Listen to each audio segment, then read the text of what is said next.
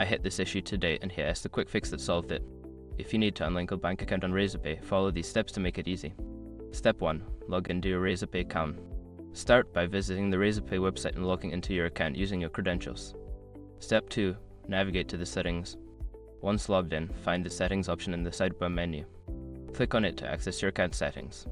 Step 3. Go to bank accounts. In the settings menu, look for the bank accounts section. Click on it to view all linked bank accounts. Step 4. Select the bank account to unlink. Identify the bank account you want to unlink and click on the remove or unlink option next to it. Confirm your choice when prompted. Step 5. Verify the unlinking. After unlinking, check the bank accounts section again to ensure the account is no longer listed. This step is crucial to confirm the action was successful. Remember, if you have any pending transactions linked to the account, you may need to resolve those first. I hope this guide helps you unlink your bank account smoothly.